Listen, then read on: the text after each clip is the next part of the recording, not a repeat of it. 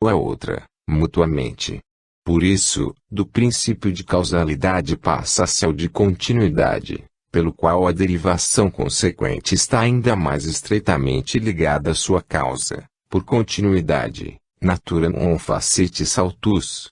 Contíguo é o princípio de analogia ou de afinidade, que já notamos e aplicamos nesta equiogênese, pelo qual todos os princípios se assemelham no fundo comum do monismo ou unidade de princípio universal. Também as coisas têm caracteres em comum, que permitem o reagrupamento em unidades coletivas.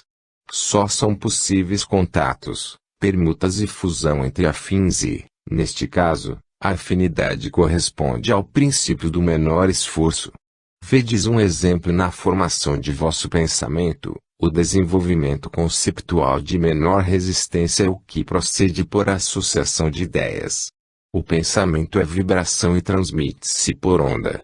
Essa excita apenas as vibrações das ondas afins.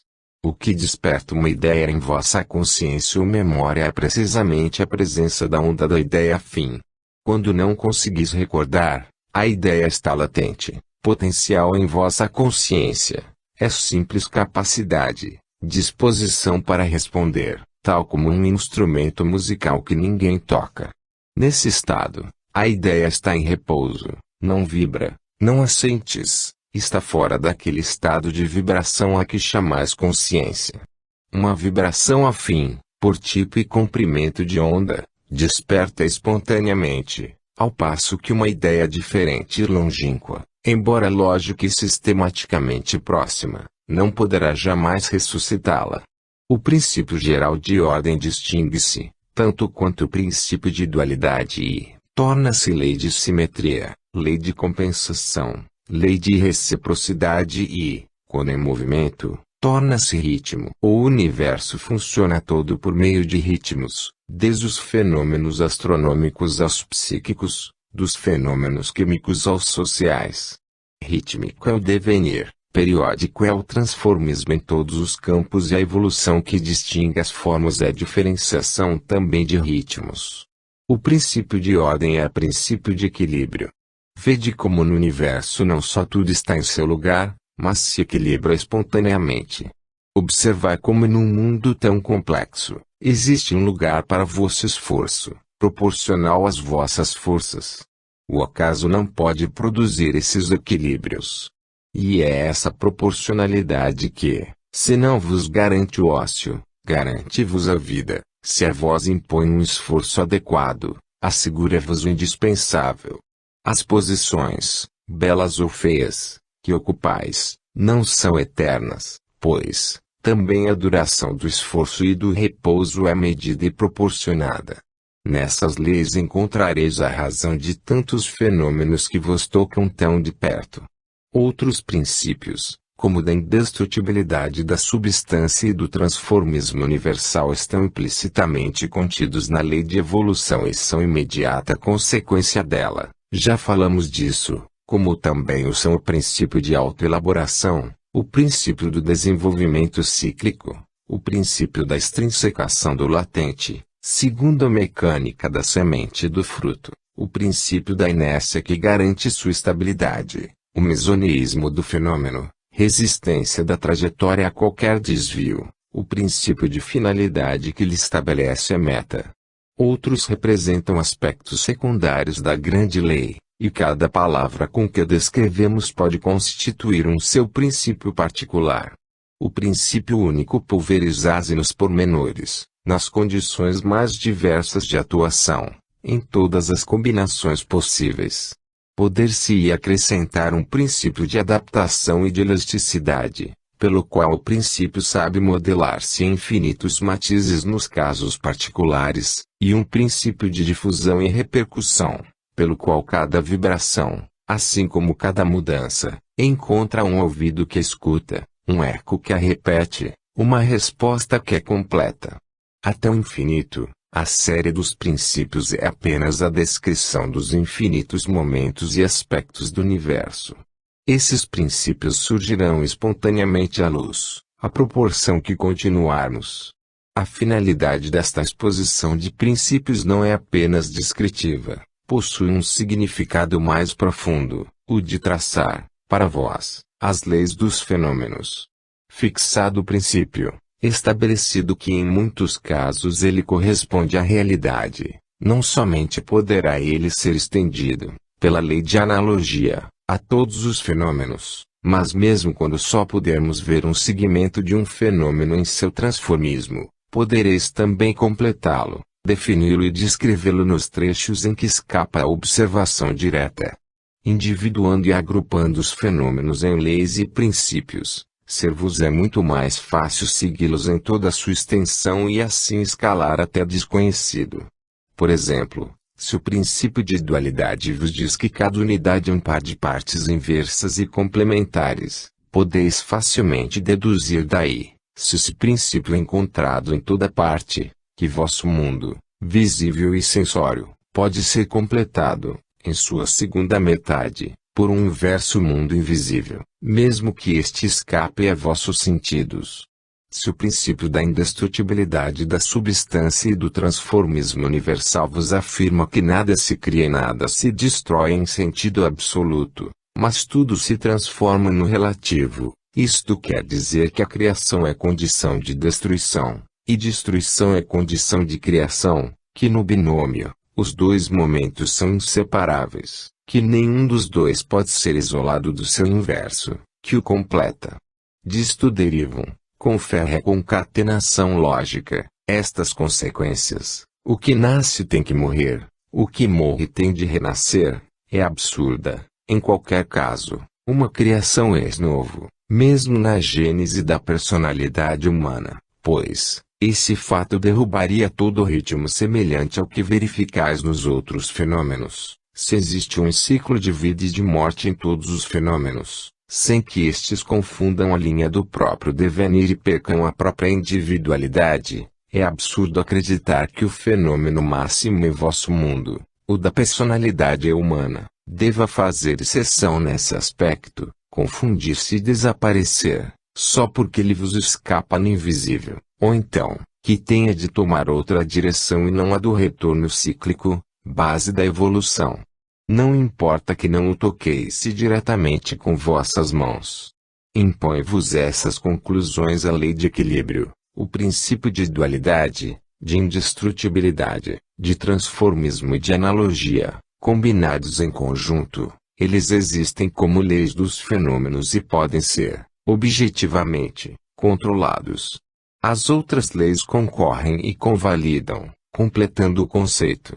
Elas são um organismo e, tocando uma, tocais mais ou menos todas e as encontrais em toda parte ligadas entre si. Assim, a lei de causalidade manifesta-se neste caso, regulando os efeitos de vossas ações e concatenando-as todas, naquela linha progressiva bem definida de transformismo, a que chamais vosso destino. Essa lei proporciona o efeito à causa, excluindo qualquer possibilidade de derivação daquilo que é eterno, por obra de uma quantidade temporal.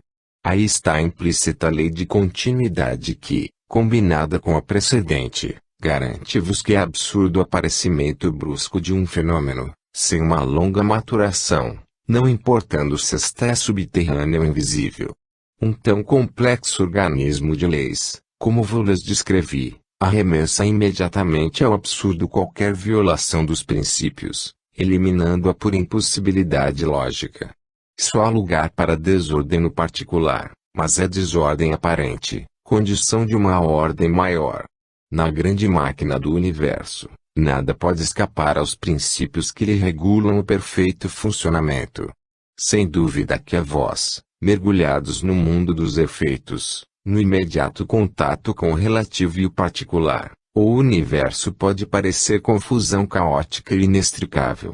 No entanto, vede que tudo sobrevive, entre tanta destruição, que apesar de tantos movimentos em todas as direções e do diferenciar-se do princípio único em tantos momentos diferentes, o ritmo é reconstruído perfeito, graças aos três grandes princípios de unidade, de ordem e de equilíbrio. Ensinei-vos o caminho da síntese, e quanto mais alto subirdes, mais evidente sentireis o monismo no todo, e, no processo genético, A estrutura de um conceito. No universo, tudo se harmoniza num concerto imenso de todas as criaturas, de todas as atividades, de todos os princípios. Não vos isoleis em vosso pequeno eu, naquele separatismo que vos limita e vos aprisiona. Compreendei essa unidade, lançai-vos nessa unidade, fundi-vos nessa unidade e vos tornareis imensos. Acima do estridor do contraste e da luta, ouvireis cantar um imenso ritmo majestoso. Assim como a força de gravitação liga indissoluvelmente as unidades físicas que giram nos espaços, assim a unidade de conceito diretivo liga todos os fenômenos numa indissolúvel solidariedade, tornando todos os seres irmãos entre si.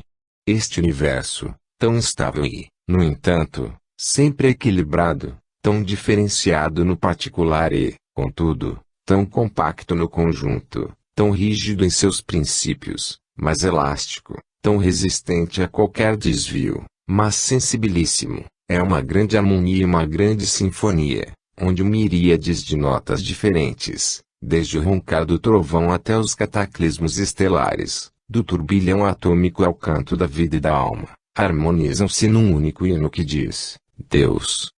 41. Interregno. Mais uma pausa em nossa longa caminhada, repouso para a áspera tensão de vosso pensamento e orientação no vasto mar do conhecimento que vos exponho, de maneira que vossa meta esteja sempre presente. Não digais, felizes os que podem viver sem saber e sem perguntar. Dizei antes, felizes aqueles cujo espírito jamais se sacia de conhecimento e de bem, que lutam e sofrem por uma conquista cada vez mais alta. Lamentai os satisfeitos da vida, os inertes, os apagados, o tempo deles é apenas ritmo de vida física e transcorre sem criações. Eles recusam o esforço destas elevadas compreensões que vos ofereço e não existe luz no amanhã para o espírito que adormece. Meu olhar novamente pousa em vosso mundo, saturado de inconsciência e de dor, de erudição e de agnosticismos, de luta e de loucura, turbilhões de paixões, provas tremendas, tormentos cobertos de sorrisos. Grande e trágico é o quadro de vossos destinos, porque ouço aquele grito desesperado que prorrompe da alma e que escondeis, porque, no fundo do riso dos gozadores, ouço o respiro dos agonizantes em desespero. Alma, alma, centelha divina, que nenhuma de vossas loucuras jamais poderá destruir e está sempre pronta a ressurgir cada vez mais bela de cada dor. Potência que jamais se cansa de ser e de criar, só tu verdadeiramente vives. Nenhuma conquista de pensamento, nenhuma afirmação humana poderá jamais extinguir tua sede de infinito. Vossa ciência, muitas vezes mera presunção de palavras eruditas, e vossa civilização exterior e mecânica esqueceram que isto é o centro da vida, a causa primária dos fenômenos mais próximos de vós e intrínsecos. A alma tem suas necessidades e seus direitos. Não se pode matá-la, não se pode atordoá-la para fazê-la calar. Não ouvi seu grito desesperado, que se ergue entre vossas vicissitudes individuais e sociais. Sua vida, negligenciada, pesa em vosso destino e o arruína. Vossa alma sofre, e sequer sabeis encontrá-la novamente. Certos abismos vos desanimam e as águas fecham-se tranquilamente num sorriso aparente por cima do barato tremendo. Que acontecerá lá embaixo, no mistério das causas profundas, que desejarias ignorar e afastar da consciência? Alguma coisa palpita e treme nas trevas profundas. Cada alma esconde dentro de si uma sombra secreta que não ousa olhar, mas que jamais poderá esconder de si mesma. Uma sombra sempre pronta a ressurgir, logo que uma hora de paz diminua a tensão da corrida louca com que quereis distrair-vos. A alma não se sacia, embalando o corpo em comodidades supérfluas e dispendiosas, acariciando os olhos com um brilho apenas externo. Na satisfação dos sentidos, alguma coisa sofre igualmente no íntimo e agoniza numa angústia profunda. Resta um vazio dentro de vós, em que apenas uma voz, perdida e desconsolada, eleva-se inquieta para perguntar, e depois? Então vos falo. Falo num tom de paixão, para as almas prontas e ardentes, em tom de sabedoria para quem é mais apto a responder às vibrações intelectivas. A todos falo, porque quero sacudir e unir todos em uma fé mais alta, numa verdade mais profunda. Aqui, dirigindo minha mente, convoco todos à colheita, químicos e filósofos, teólogos e médicos, astrônomos e matemáticos, juristas e sociólogos, economistas e pensadores, os sábios em todos os campos do cognoscível humano. A cada um falo sua própria linguagem, convoco a colheita as mentes mais elevadas, que dirigem o pensamento humano, para compreenderem esta síntese e saberem, finalmente alcançar, com ela, um pensamento unitário que resolva tudo e o diga à mente e ao coração, para os supremos fins da vida. Esta pausa é para dizer-vos que, no fundo deste árido tratado científico, há de uma paixão imensa de bem. Esta paixão é a centelha que anima toda essa ciência que vos exponho.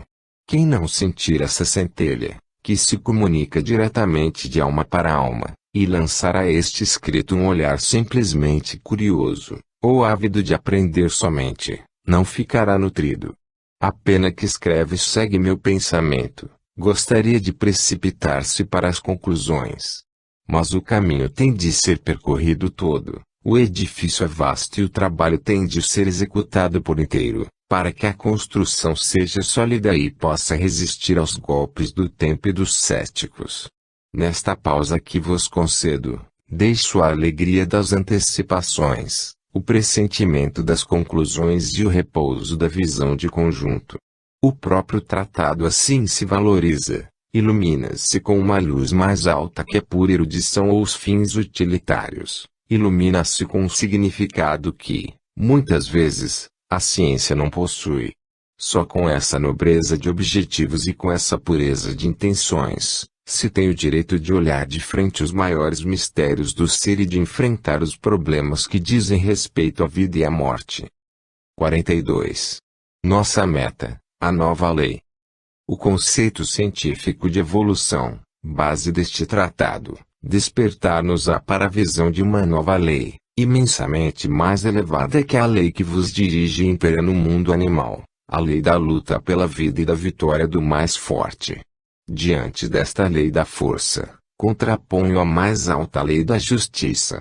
Presente na estrada da evolução, que ressoa em minhas palavras, em cada fenômeno e em cada criatura do universo, esta nova lei é o degrau sucessivo àquele em que vos encontrais e vos espera como iminente superação daquela animalidade, donde deveis destacar-vos para sempre.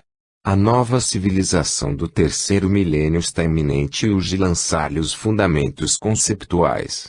Como vedes, minha meta é bem mais alta que o mero conhecimento ou a solução de problemas com intuito intelectual e, muito menos, utilitário. Esta minha palavra não é mera afirmação cultural, é apenas um meio. Não venho para ladear sabedoria, mas para lançar um movimento mundial de renovação substancial de todos os princípios que hoje regem vossa vida e vossa psicologia. Não mais guerra, mas paz, não mais antagonismos e egoísmos individuais e coletivos, destruidores de trabalho e de energias, mas colaboração, não mais ódios, mas amor. Cumpra cada um o seu dever e a necessidade de luta cairá por si. Só a retidão produz equilíbrio estável nas construções humanas, ao passo que a mentira representa um fundamental desequilíbrio, irremediável vício de origem que destrói tudo. A justiça suprimirá o gigantesco esforço da luta, que sobre vós pesa como uma condenação. O amor, que só existe no mundo em oásis fechados, isolado no deserto do egoísmo, precisa sair do âmbito fechado desses círculos e invadir todas as formas de manifestação humana. Muitas vezes, exatamente onde o homem trabalha, falta esse cimento que une, essa potência de coesão que amortece os choques e ajuda o esforço, impedindo que tanto trabalho se perca em agressividades demolidoras. Num homem superiormente consciente, os fins da seleção do melhor podem ser conseguidos, de preferência aos caminhos da luta desapiedada, pelos caminhos da compreensão. Existe uma nova virilidade mais poderosa para o homem, a que supera a fraqueza da mentira, a maldade do egoísmo, a baixeza da luta agressiva. A inversão de vossas atuais leis biológicas e sociais é completa. A antítese é fundamental. O pressuposto da má-fé e o sistema da desconfiança invadem, hoje, a substância de todos os vossos atos. Esse princípio tem de ser derrubado. O sistema das leis formais e exteriores já deu todo o seu rendimento. É necessário passar ao sistema das leis substanciais interiores, que não funcionam por coação e repressão a posteriori, mas por convicção e prevenção, que agem, não depois da ação, tarde demais no campo das consequências e dos fatos, mas antes na raiz da ação, no campo das causas e das motivações. As leis substanciais interiores vão escritas nas almas, com educação que plasma o homem. Em vosso século a luta não é mais de corpos, mas de nervos e de inteligência. A luta também evolui e já atingiu formas mais espirituais. Os tempos são maduros, pelo desenvolvimento dos meios científicos e pelo desenvolvimento das inteligências. Profetas e pensadores foram obrigados, muitas vezes, a não dizer ou a velar a verdade diante da multidão, sempre pronta para adulterar tudo, para reduzir tudo aos termos da própria psicologia, impondo esta como norma coletiva. Mas, o mundo hoje, em sua racionalidade, impôs-se como dever aceitar tudo que se demonstra lógico e racional. Colocou-se na posição de quem pode e deve compreender. Por outro lado, os meios ofensivos alcançaram uma potência jamais verificada na história e não se podem guiar mais pela psicologia feroz e pueril do passado. A humanidade está na encruzilhada, e não há mais possibilidade de fugas, ou compreender, ou exterminar-se. Este não constitui um problema abstrato e teórico, mas social, individual e concreto, problema de vida ou de morte. Minha meta é a compreensão de uma lei mais alta, lei de amor e de colaboração, que a todos une num grande organismo, animado por nova consciência universal unitária. Realmente não se trata de mais uma nova sabedoria, pois repito a boa nova, que já foi ditada há milênios aos homens de boa vontade, torno a repeti-la toda, idêntica na substância, todavia mais ampliada, no mais vasto gesto de vossa mente mais amadurecida, para que finalmente vos agite, inflame-vos e vos salve. Eis nossa meta, a palavra eterna, o alimento que sacia, a solução de todos os problemas, a síntese máxima. Chegarei ao Evangelho de Cristo pelos caminhos da ciência, ou seja, chegarei ao Evangelho pelos caminhos do materialismo, a fim de fundir os dois pretensos inimigos, a ciência e a fé. Isto para mostrar-vos que não existe caminho que não leve ao Evangelho, para impô-lo a todos os seres racionais, tornando obrigatório, como é qualquer processo lógico. Ele é a nova lei super-humana, a superação biológica imposta pela evolução da humanidade neste momento histórico, quando está para surgir a nova civilização do terceiro milênio. Chegou a hora em que estes conceitos, esquecidos e não compreendidos, pregados mas não vividos, tenham que explodir por potência própria, no momento decisivo da vida do mundo, fora do âmbito fechado das religiões, na vida em que o interesse luta, a dor sangra, a paixão transtorna. O Evangelho não é um absurdo psicológico, social, científico. Não é negação, mas a afirmação de humanidade mais elevada, no nível divino. A coisa simples e tremenda que o homem de hoje tem de fazer, na encruzilhada dos milênios, é colocar a alma nua diante de Deus e examinar a si mesmo com grande sinceridade e coragem. Se vós, almas sedentas de ação exterior, de movimento e de sensação, não sabeis ouvir no silêncio a voz das grandes coisas que falam de Deus, e quereis explodir desta íntima vida do Espírito para a vossa exterior realidade humana, e agir, gritar, conquistar e vencer, ainda que com o braço e ação, pois bem, eu vos digo, levantai-vos e caminhai para vosso inimigo mais acerbo, para aquele que mais vos traiu e maltratou e, em nome de Deus, perdoai-lhe e abraçai-o, e de aquele que mais vos roubou e perdoai-lhe a dívida e, mais ainda, dai-lhe tudo o que possuís. Chegai àquele que vos insultou e dizei-lhe, em nome de Deus, eu te amo como a mim mesmo, porque és meu irmão. Dir-me-eis, isto é absurdo, é loucura, é ruinoso. É impossível, na terra, esta deposição de armas. Eu vos digo, sereis homens novos somente quando usardes métodos novos. De outra forma jamais saireis do ciclo das velhas condenações, que punirão eternamente a sociedade por suas próprias culpas. Pela mesma razão que houve uma vítima na cruz, hoje a humanidade tem de saber oferecer-se a si mesma, para esta sua nova, profunda e definitiva redenção. Sem holocausto jamais haverá redenção.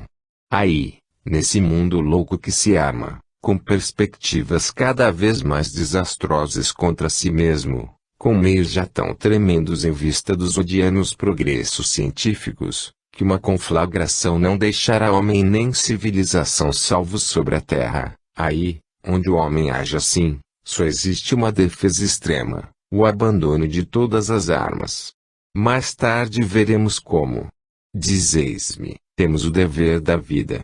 Eu vos digo, quando, com espírito puro, proferis, em nome de Deus, a terra estremece porque as forças do universo movimentam-se.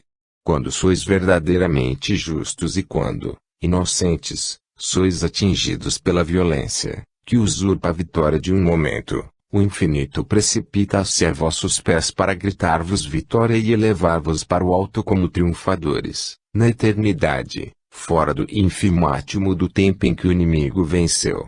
Eis o que peço à alma do mundo. Sua alma coletiva, unilivre como uma só alma, pode escolher, de sua escolha dependerá o futuro. Um incêndio tem de alastrar-se, tão forte que derreta todo o gelo de ódio e de egoísmo que vos divide, vos torna famintos, vos atormenta. O mundo, de um hemisfério ao outro, escuta-me e minha voz conclama a todos os homens de boa vontade. O novo reino é o esperado reino de Deus, uma construção imensa que deve realizar-se não nas formas humanas, mas no coração dos homens, criação antes de tudo interior, que se opera ao tornar-vos melhores. Se não compreenderdes, a marcha do progresso do mundo demorará milênios. Este repouso que desejei no meio da jornada, esta mudança de argumento e de estilo, depois da fria análise científica, esta explosão de paixão é para que eu seja compreendido e sentido por todos.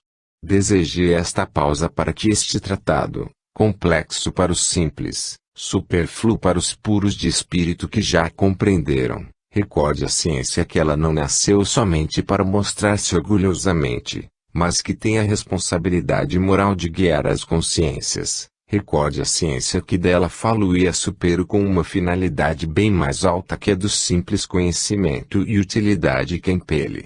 Uma finalidade que a ciência ignorou muitas vezes, a ascensão do homem para os mais altos destinos.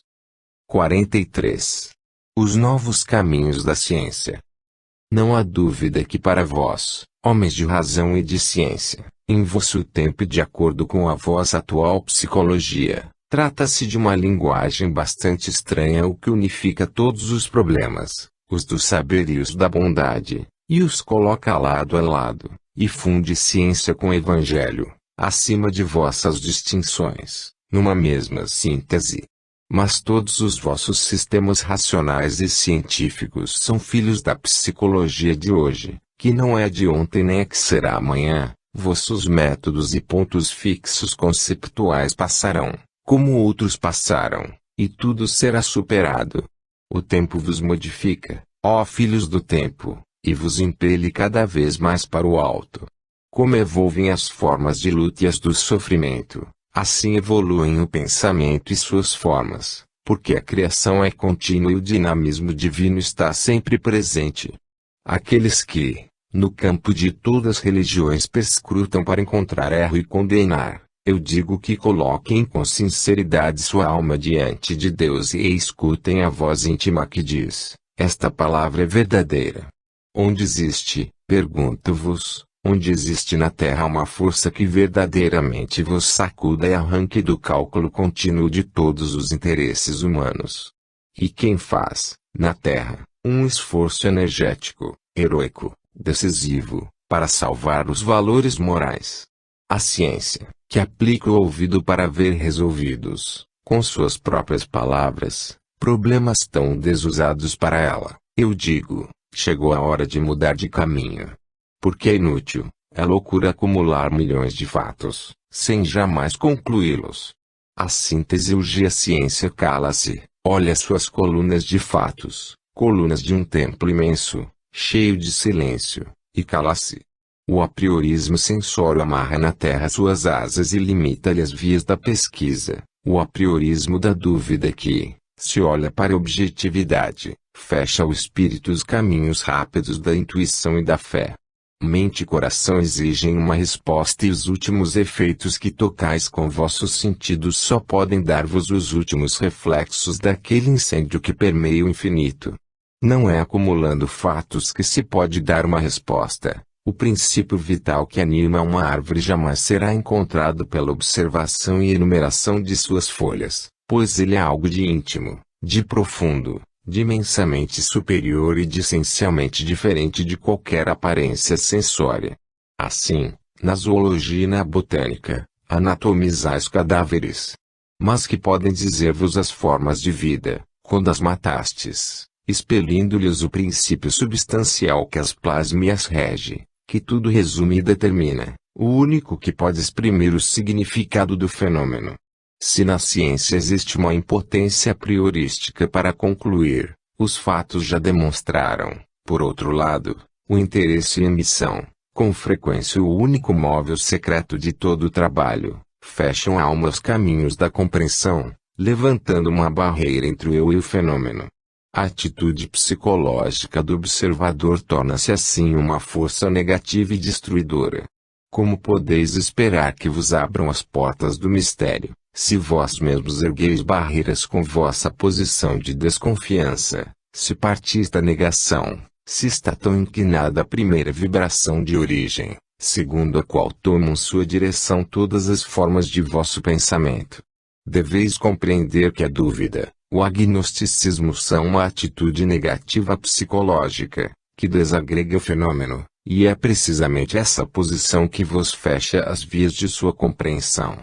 Os fenômenos mais sutis e mais altos apagam-se, automaticamente, quando deles vos avizinhais. Por isso, é interditado o ingresso da ciência nos campos mais altos.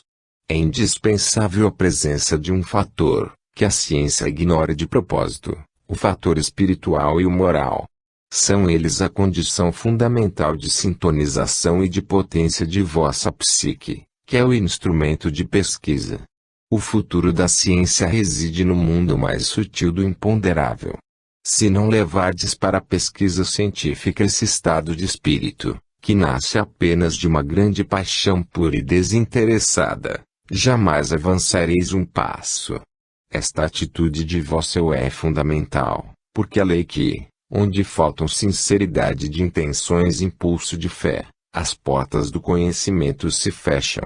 O mistério tem suas defesas e suas resistências e somente um estado de vibração intensa pode ter a força de superá-las. A verdade só responde a um apelo desesperado de uma grande alma que invoca a luz para o bem.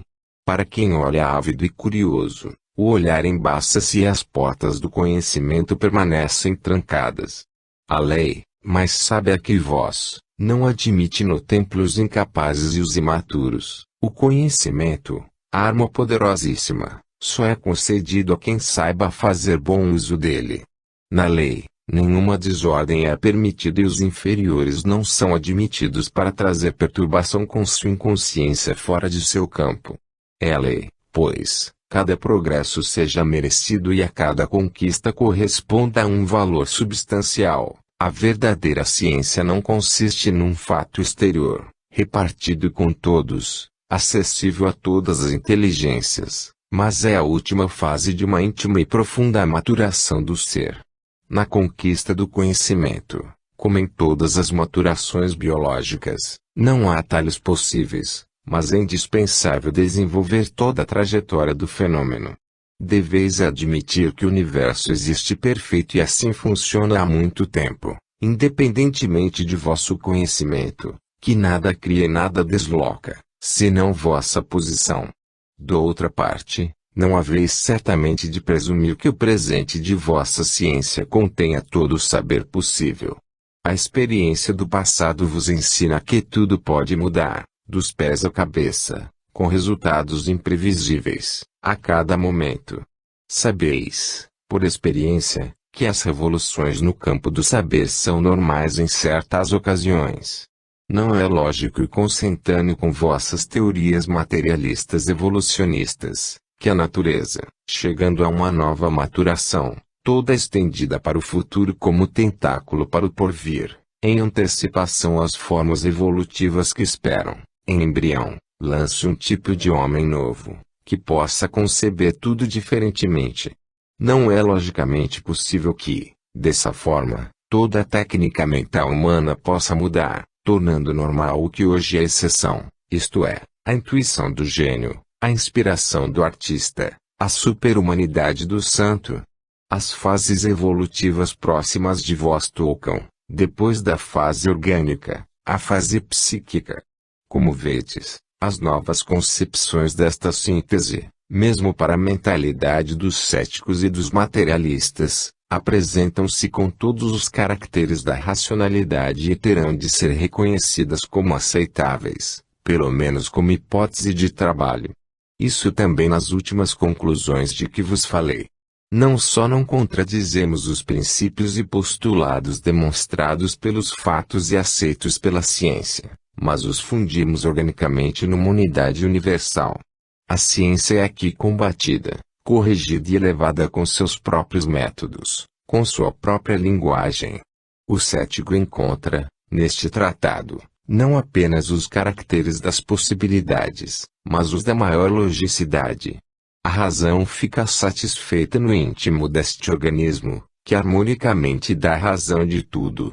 Esta síntese pode ser elevada à teoria, porque é o único sistema que dá uma explicação completa e profunda de todos os fenômenos, mesmo os daqueles que não podeis experimentalmente controlar. Não importa se tudo o que digo não possa ser contido dentro de vossas categorias mentais, se não corresponde àquele arquivamento de conceitos habitual de vossa forma psíquica.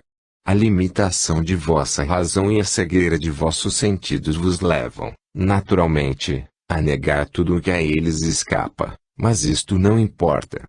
Eles são formas relativas, que superareis. Diante da imensa verdade, eles são, mais do que meios, uma prisão que vos encerra e vos limita. Mas, bem depressa a vosso ser se libertará, e a ciência, quer queira quer não, superará a sua posição atual. 44. Superações biológicas. Tudo isto não constitui simples afirmação.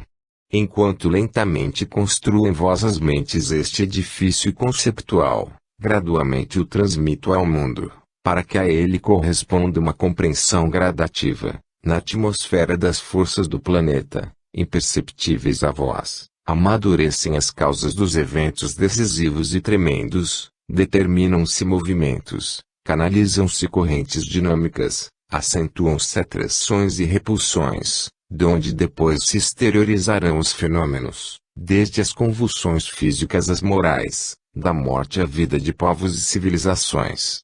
Mesmo exteriormente, diante dos olhos do historiador e do pensador, apresenta-se um mundo maduro para renovações profundas.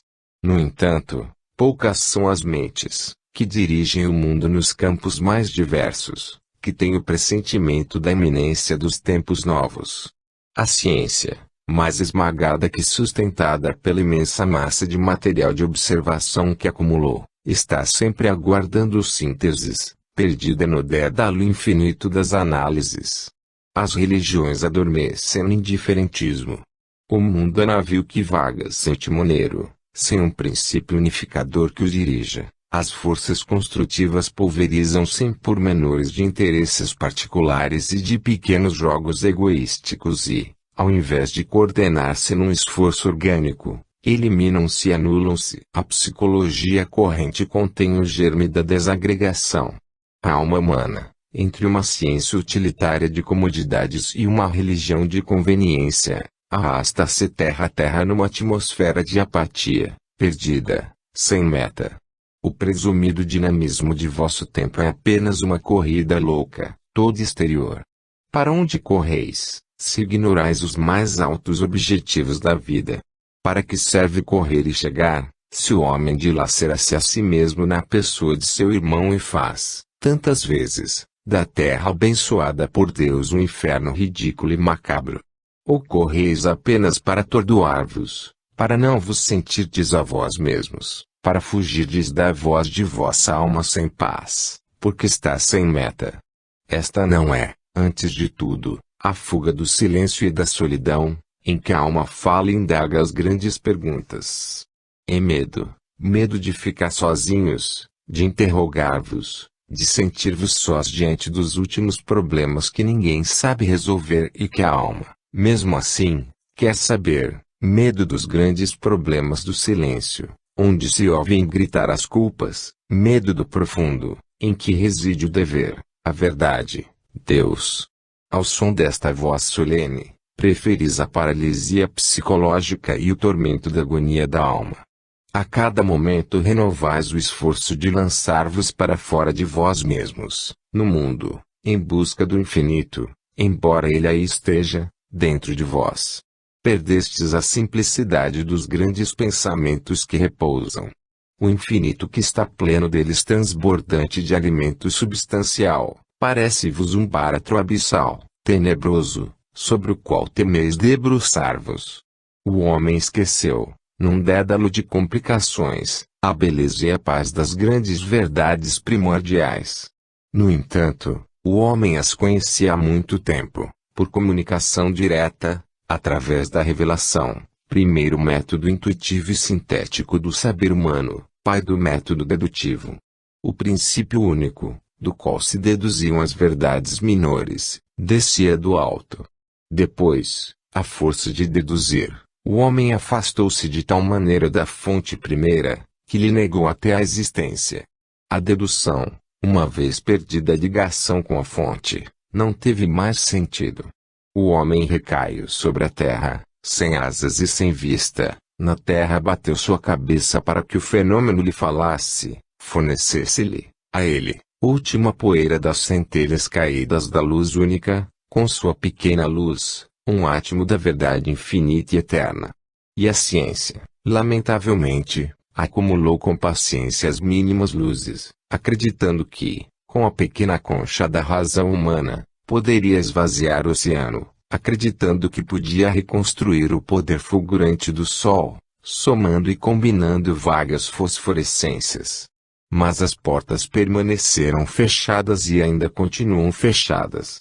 Mas a lei de Deus prossegue no mesmo passo, acima das tempestades humanas e, nos grandes momentos, salva sozinho o equilíbrio. Hoje, como nos tempos antigos das primeiras revelações, segura de novo o homem pela mão e lhe mostra o caminho. Diante dos acontecimentos supremos, os extremos da história se tocam e a intuição reabre hoje, aos humildes, as portas da verdade.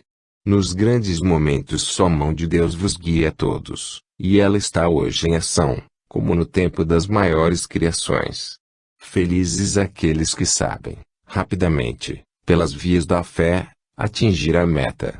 O mais amplo saber é sempre coisa pobre diante do sincero e humilde ato de fé de uma alma pura.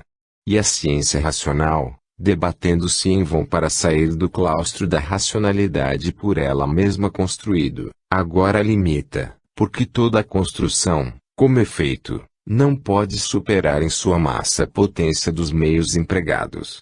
A ciência racional, que hoje se debate impotente aos pés de um mistério cada vez mais vasto, encontra-se estupefata diante de uma revolução completa de métodos e de formas de pesquisa, vê-se permeada, sem ao menos percebê-lo, Ela que acreditava guiar, era guiada pelas forças da evolução espiritual do mundo, por um ki novo para ela, superracional, um fator que lhe escapa, porque supera seus meios lógicos, é mais sutil e, no entanto, mais poderoso que seus meios objetivos. A racionalidade, único Deus do mundo durante um século, abate-se desanimada diante da explosão estranha e envolvente da alma humana em que se modifica, e penetra por novos caminhos os fenômenos e intui diretamente o infinito como realidade imediata.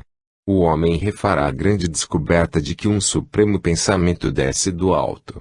Na pesquisa fenomênica, a ciência, desalentada, verá entrar imponderável elemento novo, antes relegado ao hipotético e ao absurdo, ou seja, bondade e retidão, os valores morais que fazem a pureza e a potência do instrumento psíquico, que se comunica por sintonia e afinidade. Assim como, no templo, a música dos sons, ao saturar o ambiente de harmonias acústicas, prepara o espírito para a comunicação espiritual da oração, também a harmonia dos sentimentos e dos conceitos, atraindo as harmonias mais vastas, tornará o espírito apto às mais altas compreensões.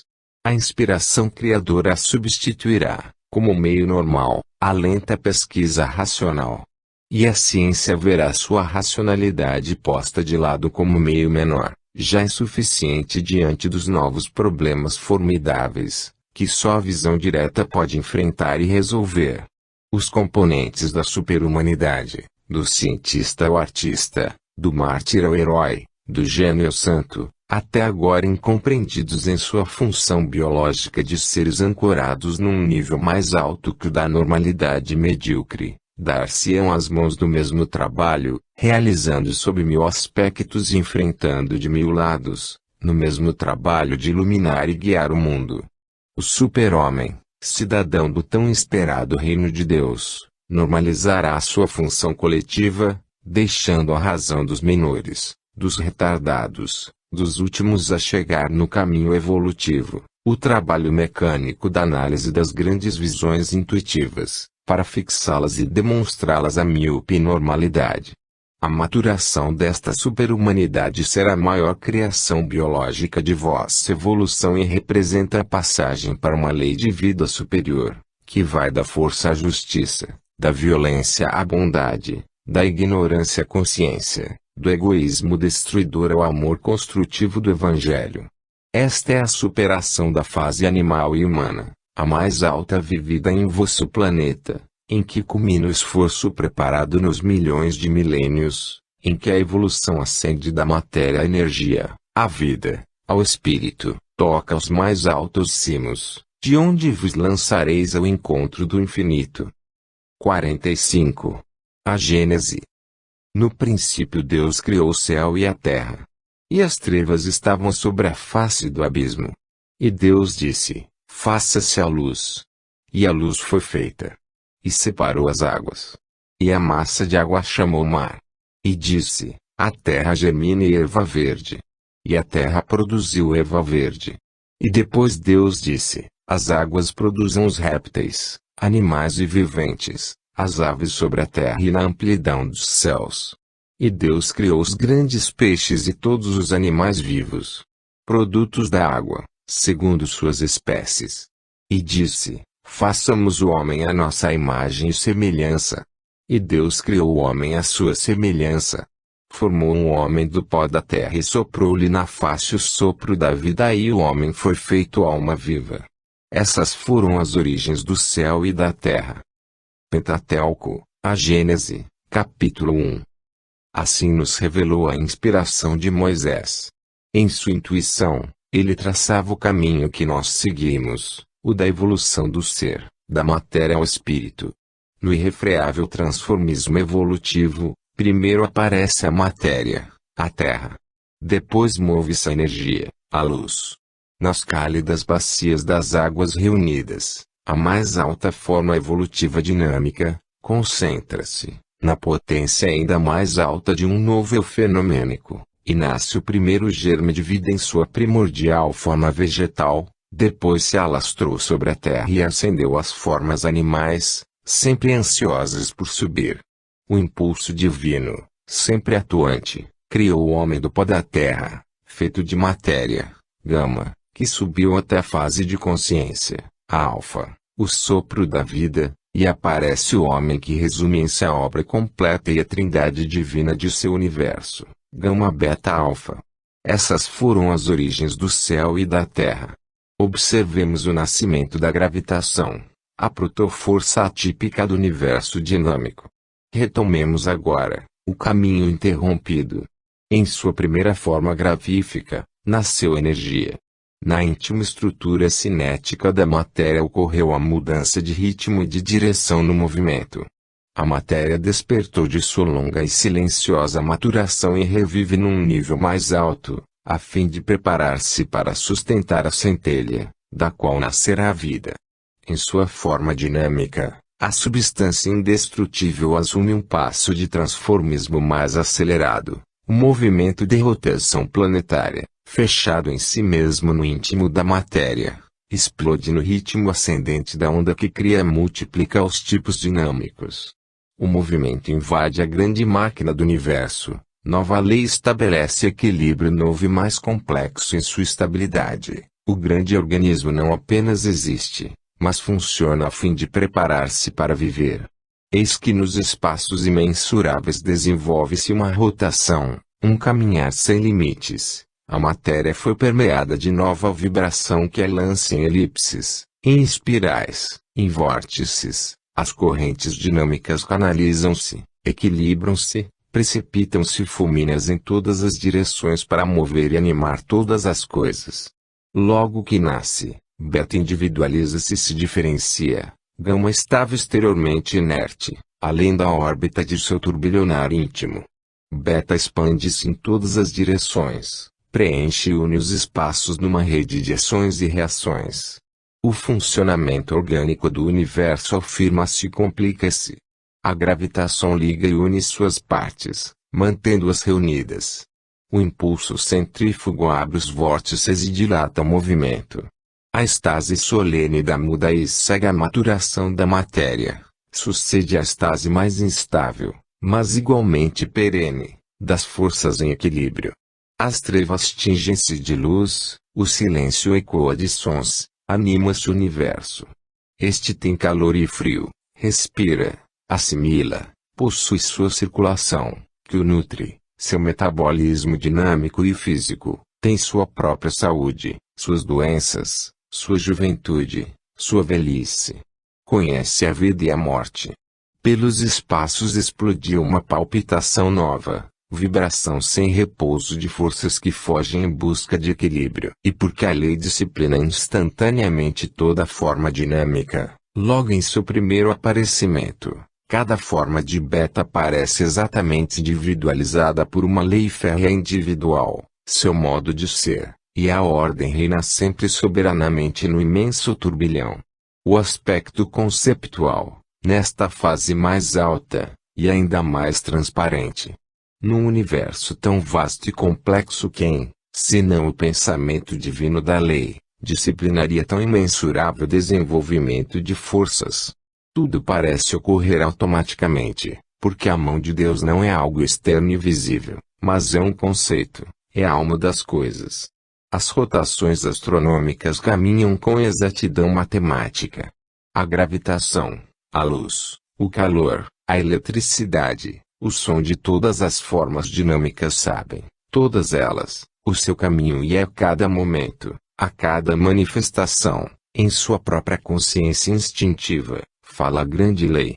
O entrelaçamento dessas forças é, ainda hoje, a base de vossa vida, seu modo de ser e de agir, definido com exatidão e constâncias. Dirige a palpitação regular que vos sustenta, proporciona as radiações solares às necessidades do planeta, guia as correntes aéreas, regula as sínteses e as trocas das substâncias proteicas, a assimilação nos organismos, o crescimento, a respiração, a circulação, a reprodução, os nascimentos, as mortes e todos os fenômenos sociais.